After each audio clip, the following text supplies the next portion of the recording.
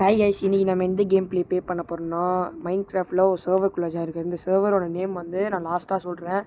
இதில் வந்து original pillars of fortune இருக்கும். நான் இப்போ வந்து சோலோவில் போய் விளையாட போகிறேன், ஏன்னா அது கொஞ்சம் ஹார்டாக இருக்கும். இதில் நம்ம நார்மல் கொடுத்து உள்ளே போயிடலாம். ஆக்சுவலாக அதோட கான்செப்ட்னா இங்கே ஒரு செகண்ட்ஸ் ஓடும். செகண்ட்ஸ் முடிஞ்சோடனே நம்ம உள்ளே லான்ச் ஆகிடுவோம்.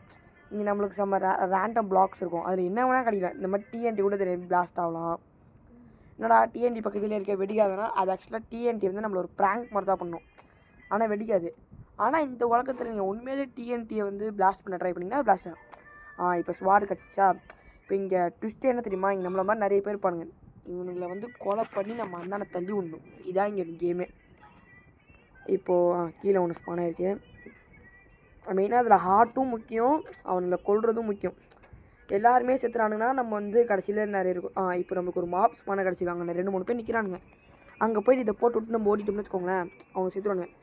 இந்த மாதிரி பிளாக் போட்டு நம்ம அந்தான கிராஸ் பண்ணி பொறுமையாக போயிடுவோம். மெயினாக இந்த மாதிரி போகும்போது பார்த்துக்கிட்டே போங்க. திடீர்னு ஃப்ரெண்ட்லேருந்து வந்துடுவானுங்க, எப்படி தான் வருவானுங்களே தெரியாது. இப்போது இங்கே வந்து இப்போ அதுக்குள்ளே எங்கே போனானேன்னு தெரியல, காணா போயிட்டானுங்க. இப்போது நான் என்ன பண்ணுறேன், அங்கே ஒருத்தனுக்கு தெரியலான்னு நினைக்கிறேன், அவன் தான் நினைக்கிறேன். இங்கே ஒரு டைமண்ட் பிளாக் இருக்குது கைஸ். இதை என்ன பண்ணலான்னா நம்ம போயிட்டு ஃபஸ்ட்டு எடுத்து பார்ப்போம். நான் கோல்டன் ஆப்பிள் சாப்பிட்டா சர்வைவல் நம்ம செத்துருக்க மாட்டோம். இப்போ கீழே குச்சி பார்ப்போமா, அவுட் ஆகிட்டோம். சூப்பர், இப்படி தான் இருக்கணும். மறக்காமல் சப்ஸ்கிரைப் பண்ணிக்கோங்க.